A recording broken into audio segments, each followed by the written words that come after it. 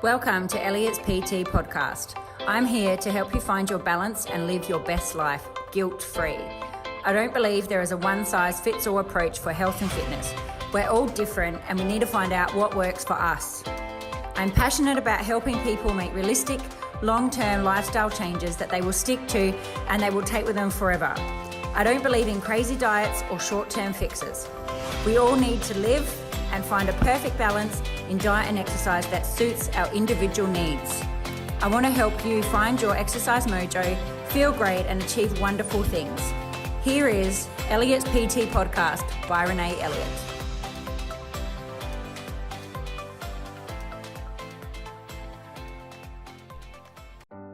Hello, and welcome back to Elliott's PT podcast. So today I wanted to talk about a few things about why some people may give up on their fitness journey way too early and how to not let this happen to you. So I see this happen quite a lot, and the key to anything, as I've said before, is about being consistent.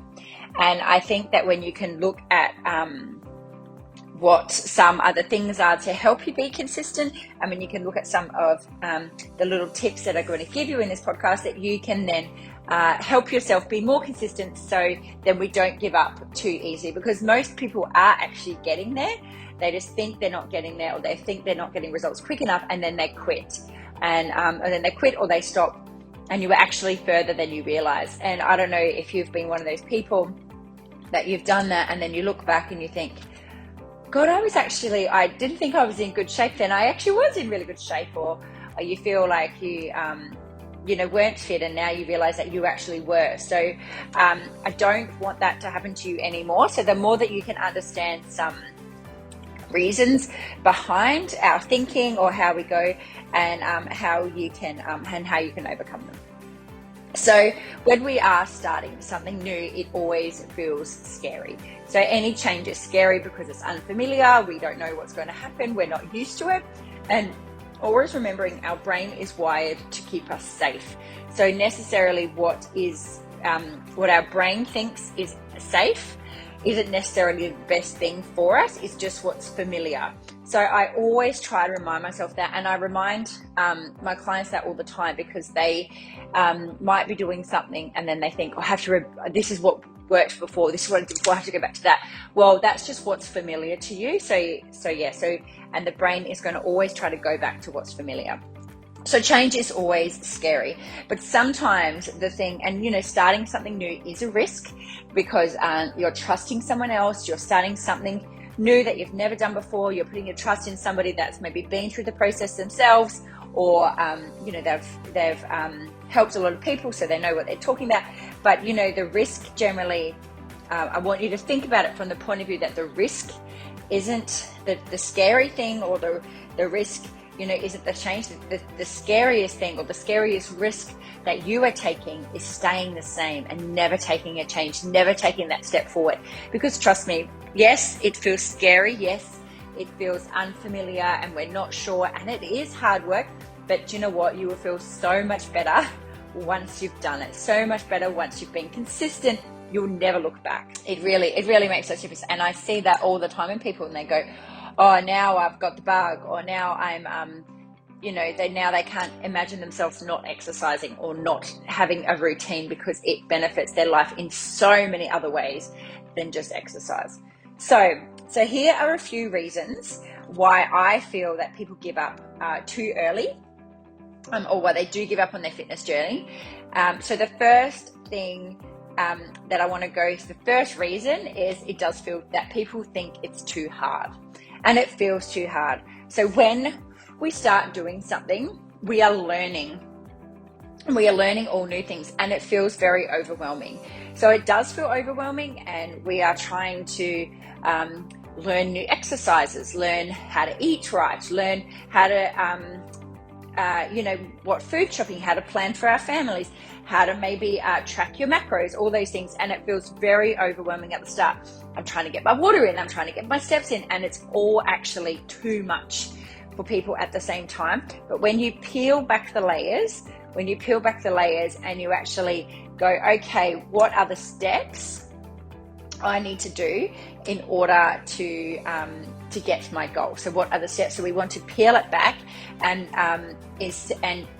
make conscious steps. So as part of the Little Black Dress Project, we spend a massive time with helping you get your goals and get your goals right and peel them back into tangible steps that you can stick to, so that it doesn't feel so overwhelming. And so then you can actually look at what we have to do, and it's really simplified for you. So when you do feel overwhelmed, that you don't just give up. You go, right, I've got to go back to my steps and just take this one step today, and that's all you need to do. So why I think that it does feel too hard for people is because they're trying to do all too much at the same time.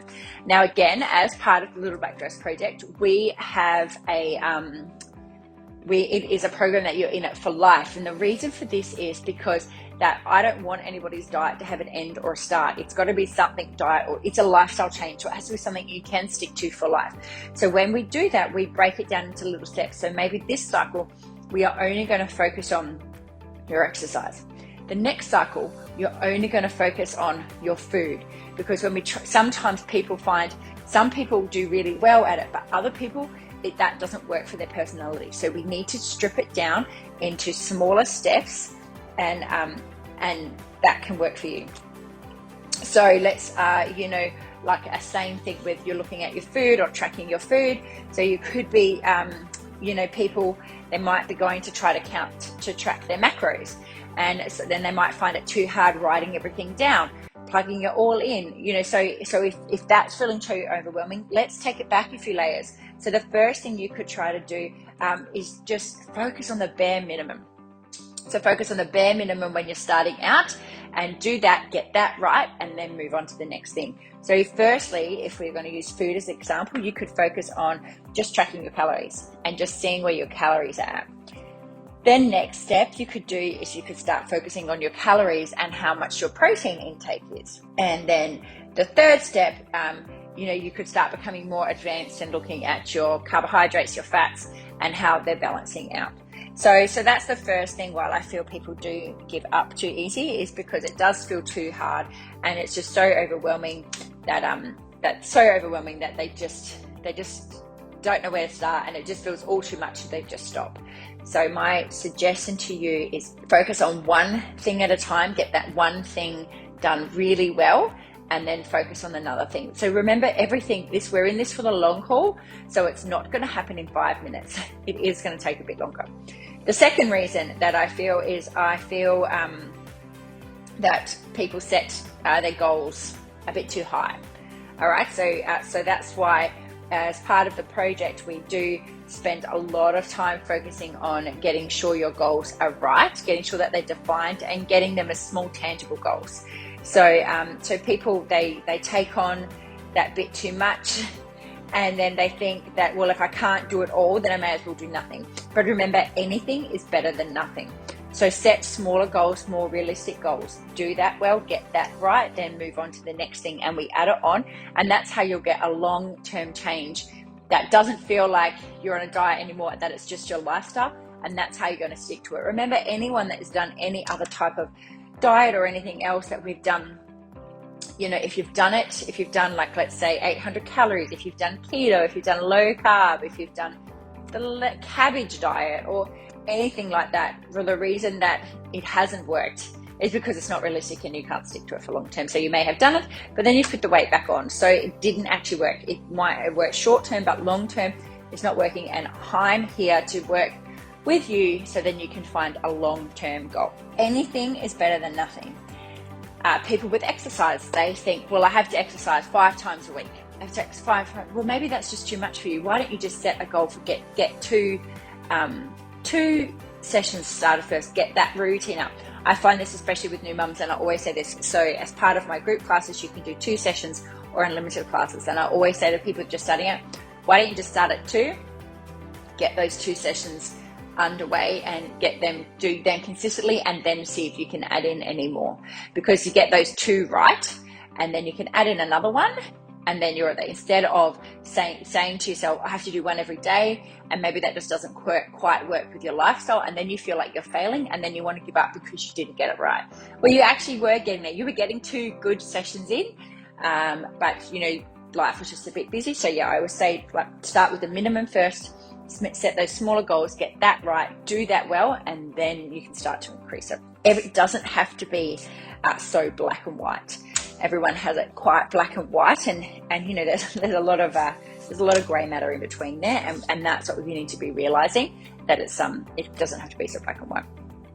Okay, so the third reason that I find people do give up too early is they expect results too soon, and they have really unrealistic expectations. So again, this is a huge part of what we go through in the Little Black Dress, and we're trying to make sure your goals are realistic, and that you can see what we would expect in that time frame.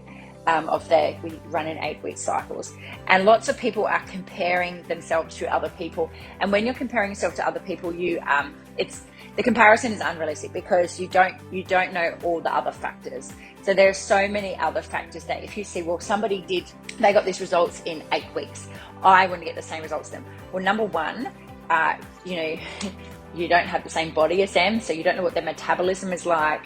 You don't know what their stress, their sleep. You know what their you might not have the same amount of weight to lose. You might have that person may have already trained for a long time before, and they've just stopped for a while, and they're just adding on to it. And where you've maybe never trained, it's just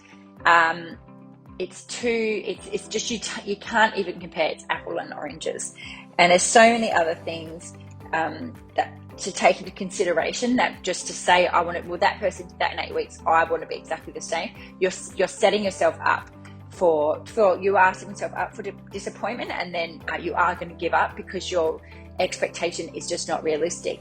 The thing I always try to show people is imagine an iceberg. So there's this beautiful iceberg on top of the water, but underneath there is this, and we don't see the underneath, there's also double the size of an iceberg underneath the water that you can't see, and people are just looking at that surface level going, I want that. But they forget that there was all this hard work, years of work, all this other stuff that happened underneath the surface that you can't see now. So you're comparing your stage 1 to someone else's stage 20, and it's just unrealistic, and it's setting yourself up for disappointment and to give up because you think you haven't done it, where you might be further than them in their field. You're just starting off at a different starting point. So have a realistic expectation, and that's something that you can go through with your coaches when setting your goals, is have a realistic expectation of what you can achieve in whatever time space you're giving yourself. I just think that people, they just see something and they think it's not happened, and they just see that it's not happened quick enough because this is what happened to this person. But you don't know what they did. And I said, weight coming off slowly is the best way that it's going to stay off. Finding something that you can stick to, and that you can, I like the whole 80-20 rule, that we still have to have other things in our life, because we can't be strict all the time. So I found somebody that, that all or nothing mentality, and they're like, right, for this block, I'm not going to drink alcohol, and I'm not going to eat this, and I'm not going to go out anywhere, and I'm not going to do this. Well, that's all and great, but are you going to, and I always say to people, are you going to do that for life? And they say, well, no. And I was like, okay, well, I don't want you to do that for the 8 weeks, because it's not realistic to life, because you may be super strict for that time, but then when that ends, then we put weight back on. So please don't try to compare yourself to somebody else. You have no idea of their journey where they were out.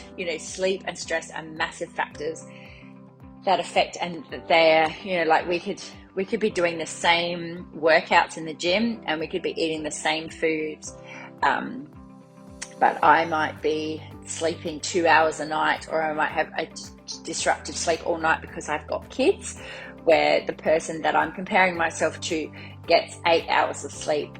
I might be more stressed than the other person, because I just have a few stresses going on in my life where they're really chilled. They don't have children. That there's just so many other factors that you can't see. And even if we lifted exactly the same weight and did exactly the same, ate exactly the same, we could get totally different results. And also you can be at different starting points. So please, and remembering anything that you see on social media, think about it. What has, have they adapted photos? Have they adapted timelines? What is their motivation behind motivation behind the pictures or the things that you're seeing?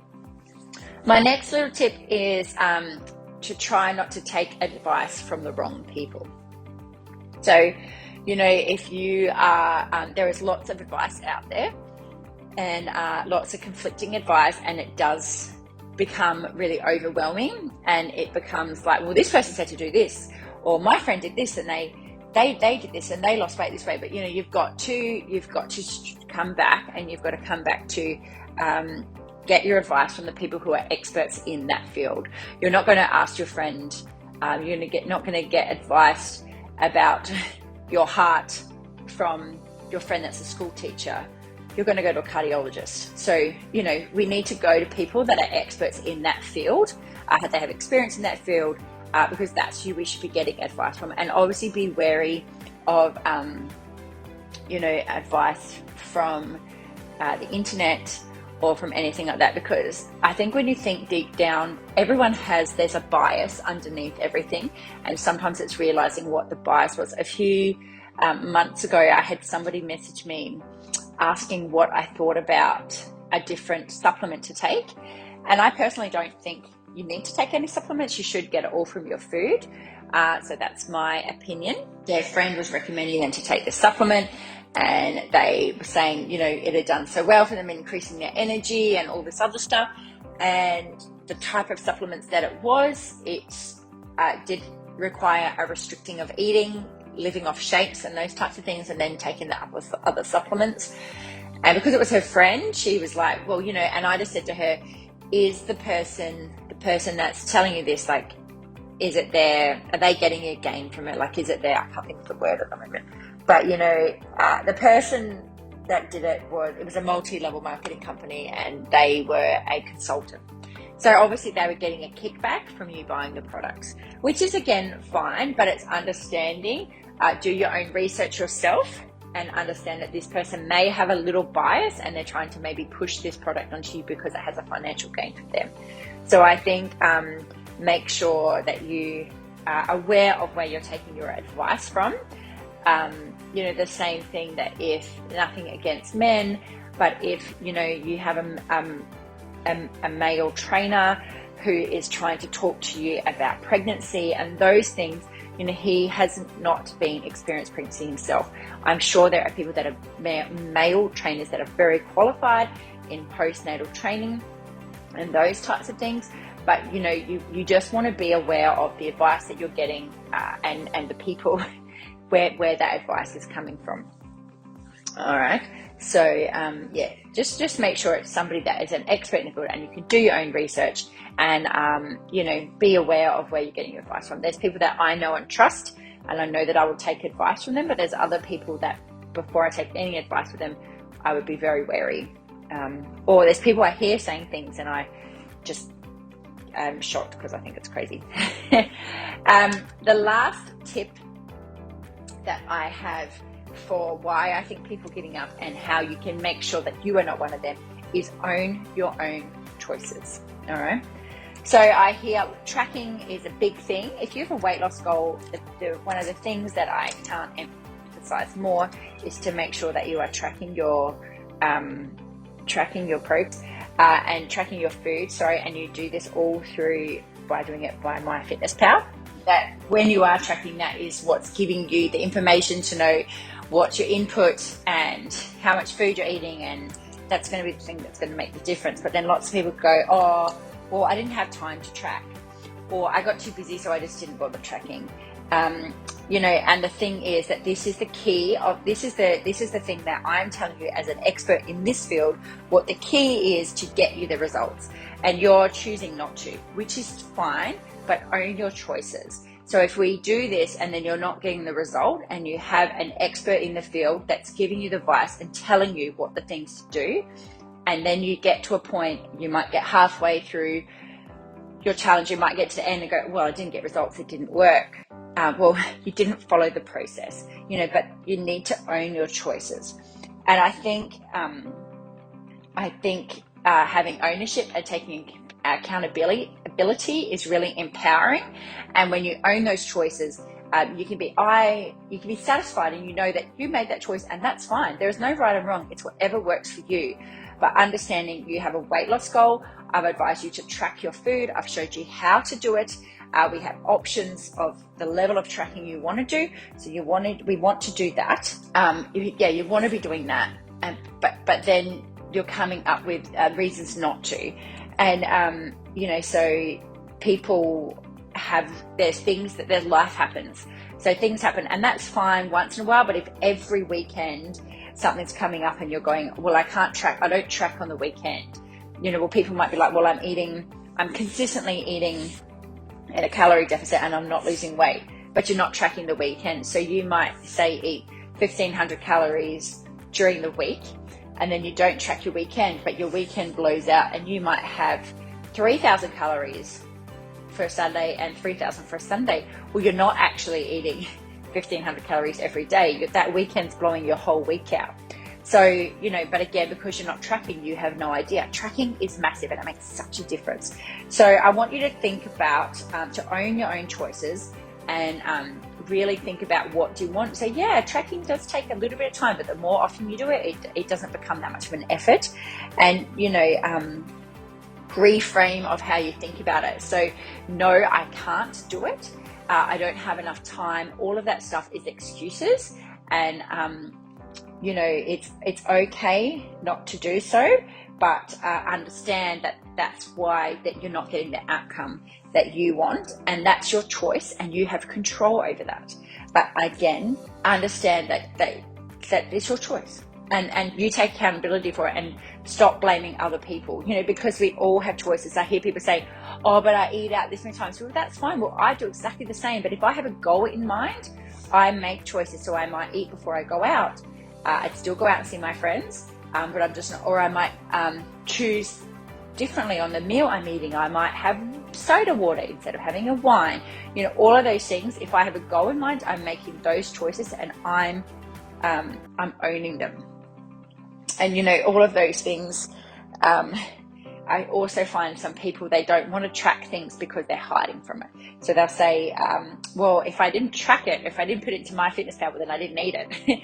And I get it, because I've done all that myself before. But, really take ownership. And if I had a weight loss goal, I was trying to lose weight, and I came down to it, and weight wasn't coming off. When I really deeply think about it, and I'd go, okay, I was actually eating a chocolate bar every day, or I actually wasn't working out as hard as I could. So I know why it didn't happen. But yeah, be accountable and take ownership, and know that you are in control. You have choices of everything, and everything that you do is your choice. And, so don't give up because it's not working, and then try to chop and change and try to something else. Stick with it. Understand, look, these are the choices I made, and I'm happy with that choice. I'm happy that I went out and had an ice cream with my kid, because that was really important to me, and that's fine. Own those choices, really own them. So I'm going to quickly go over the reasons again, just to remind you. So the first reason was that it feels too hard and too overwhelming, that we then feel like we're quitting. Second was that people were setting their goals too high, so to set more smaller, realistic goals. The third was having unrealistic expectations upon themselves and expecting results too soon. It's a big one, expecting results too soon, and then people quit because they weren't getting the results quick enough, but actually they don't understand all the factors. Also is that, it's look at the different things that you're measuring, so you can see your progress in different ways, so that maybe it's more than just the progress on the scale, it can be progress in other factors. The fourth one was taking advice from the wrong people. So be very conscious of where you get your advice from, and what is the hidden agenda behind some advices, because understanding that there is maybe possibly a bias.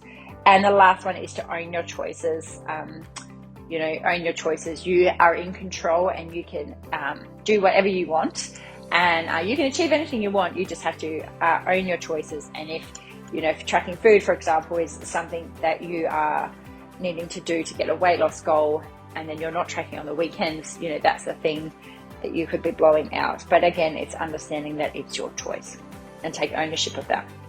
All right, so hopefully that has given you some insight into some things that could be the reason why you feel like giving up. And if you think about, if you are on a fitness goal, what is my goal?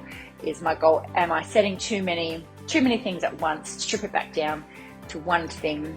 Is my goals too much at the moment? I'm going to set a smaller goal and mark them off. Lots of people at the moment in the Little Black Dress we have these sheets that you can print off and you color them in, and each time you color it in, you're getting a dopamine hit, and so then you can see that you are actually achieving it and that you are getting there. So it's taking these small steps.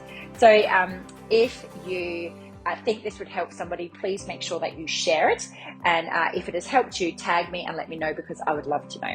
Okay, I'll speak to you soon. Thanks for listening to the Elliott's PT podcast. I hope you have been able to find this information of use to you. If you know someone who might enjoy this podcast, please share it with them and ensure that you subscribe so you can be the first to know when new podcasts are released. If you have the time to leave a 5-star review, that would be amazing and it would be greatly appreciated. If you do so, please screenshot and share onto any of our socials and tag us. Then email the screenshot to hello@elliotspt.com and we will send you a free gift to your inbox. Thanks so much. Have an amazing day. Speak soon.